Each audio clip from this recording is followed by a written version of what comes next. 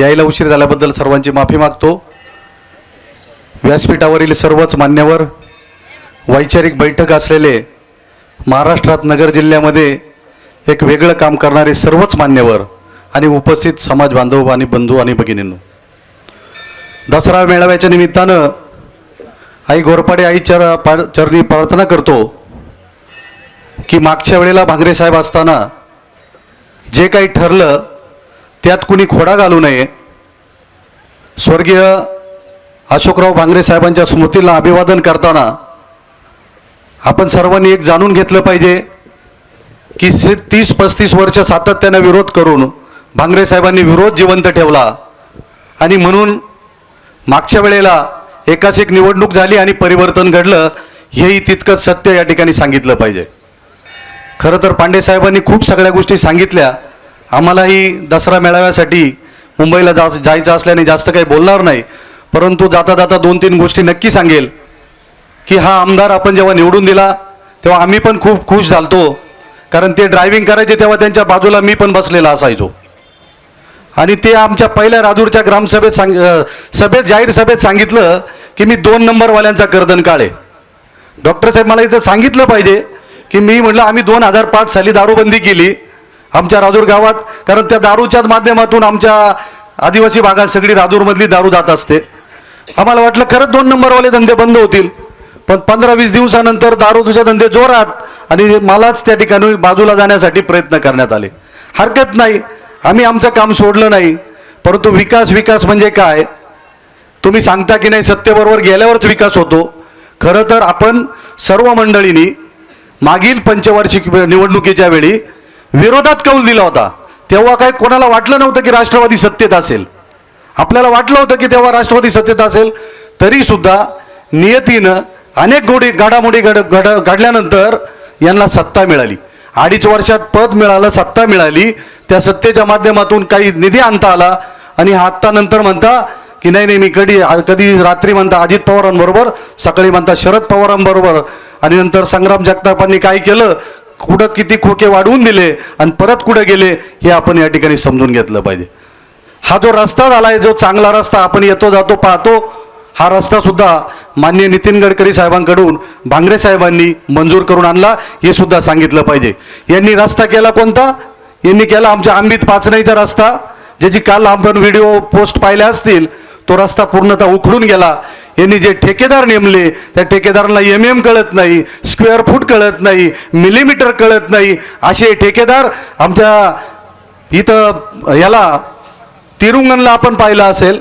स्मशानभूमीचं काम झालं डॉक्टर साहेब, स्मशानभूमीचा स्लॅब 22व्या दिवशी खोलायला गेलेल्या ठेकेदारांनी त्याचे कार्यकर्ते तो स्लॅबच पडला। असे ठेकेदारांना असा विकास जर चालू असेल तर तुमच्या विकासाला काडी लावा।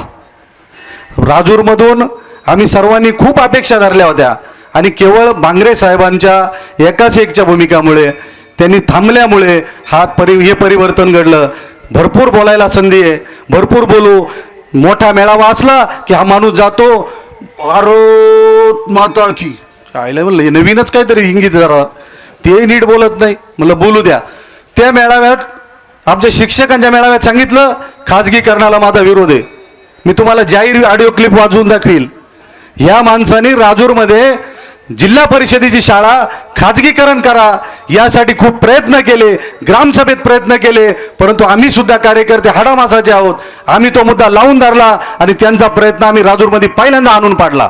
खाजगीकरणाला विरोध दाखवायचा, सत्तेत तुम्ही राहायचं, मोर्चा काढायचा। अरे हा काय प्रकार आहे? आपल्या आदिवासी माणसाची संस्कृती काय मित्रांनो? आपण या देशाचे मूल निवासी मालक आहोत, परंतु आम्हाला वनवासी म्हणणाऱ्यांबरोबर यांनी मांडीला मांडी लावून बसायचं आणि नाही म्हणायचं मला विकास करायचा आहे। अरे बाबा, विकास तुझाच झाला। तुला 10-10, 20-20 रुपये लोकांनी दिले, तुला या सगळ्या लोकांनी मदत केली, स्वतःच्या भाकरी घेतल्या, स्वतःच्या गाड्या घेतल्या, त्यांच्या डिझेल पेट्रोल टाकलं आणि तू निवडून आल्यानंतर जेव्हा 10-12 दिवसांनी डॉक्टर साहेब राजूरला जाहीर सभा होती, 27 लाखाची गाडी बाबाला दिली, म्हणलं चालेल डॉक्टर साहेब लयच प्रगती झाली 15 दिवसात, तुम्ही शांत बसाव म्हणे, तुम्हाला कळत नाही। नाही म्हणलं हे मला जरा वेगळंच वाटायला लागलं। नाही म्हणे तुम्हाला आता हे समजदार नाही सगळं। 27 लाखाची गाडी 15 दिवसात, याच्यासाठी आपण 10-20 रुपये दिले ते का? अरे जाणीव ठेवली पाहिजे. ज्या लोकांनी आपल्याला 10-10, 20-20 रुपये दिले, ज्यांनी आपल्याला पैसे दिले, वेळ दिला, जे नाही ते दिलं. अहो या माणसासाठी आम्ही केसेस अंगावर घेतल्या, नको त्याच्याशी वाद घेतले. माहितीच्या अधिकारात पिचड साहेबांच्या विरुद्ध प्रकरण कुणी केलं तयार? मी या आई घोरपडे आईच्या चरणी सांगतो, सगळी माहिती मी गोळा केली, सगळं मॅटर मी गोळा केलं, त्या न्यायाधीशापर्यंत दाखल करण्याचं काम सुद्धा मी केलेलं आहे. परंतु ती केसही गायब झाली, त्याच्याबाबतही कुठं बोला ना आणि काहीच बोला ना. पैसे सुद्धा आम्ही त्या केसवाल्याला आम्ही दिलेले, परंतु बोलायचं एक, करायचं एक. सत्ता येती, पद येतील जातील. अहो अजित नवलेंसारखा माणूस ज्यानं ह्या मुख्यमंत्री फडणवीसला रात्री 2 वाजता 1-1:30 वाजेच्या दरम्यान त्याला त्याची जागा दाखवली आणि खाली प्रसार माध्यमाने येऊन जवळ येऊन हा किती डुप्लिकेट माणूस हे उघड केलं. जेव्हा ते पुणतांब्यांचं आंदोलन पेटलं होतं, त्याला धडा शिकवणारी ही माणसं, तुला तर कोणत्याही परिस्थितीत आम्ही चांगलाच धडा नक्कीच शिकू. मी जास्त काही बोलणार नाही, जायची घाई असल्यामुळे. पुढील वेळेस मात्र सविस्तर बोलेल. एवढं बोलतो आणि थांबतो. जय हिंद, जय महाराष्ट्र. आपली माणसं, आपलं दुकान. श्री स्वामी समर्थ क्लॉथ आणि मॅचिंग सेंटर, तसेच श्री स्वामी समर्थ एंटरप्राइजेस होलसेल कापड दुकान. अकोलेकरांच्या पसंतीस उतरलेलं कापड विश्वातील लोकप्रिय नाव म्हणजे श्री स्वामी समर्थ कापड दुकान. मनमोहक वस्त्रालंकार, वाजवी किंमत आणि विनम्र सेवा. 6 वार साडी, 9 वार sari, Banarasi silk, suiting, shirting, Manchar टोपी, टॉवेल, शाल, नॅपकिन, फेटा, इनरवेअर आदी साहित्य एका छताखाली. लग्न बस्त्यासाठी खास अद्ययावत व्यवस्था, तसेच लग्न बस्त्यावर ट्रॉली बॅग फ्री. लहान मुलांच्या असंख्य व्हरायटीजचे मनमोहक कपडे.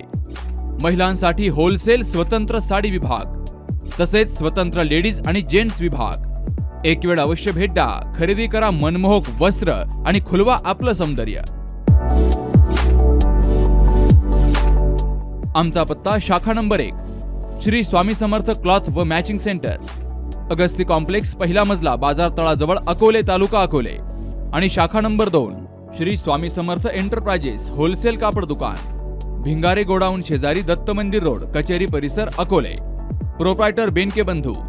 संपर्क 75 88 51 31 33 आणि 024 24 22 33 24.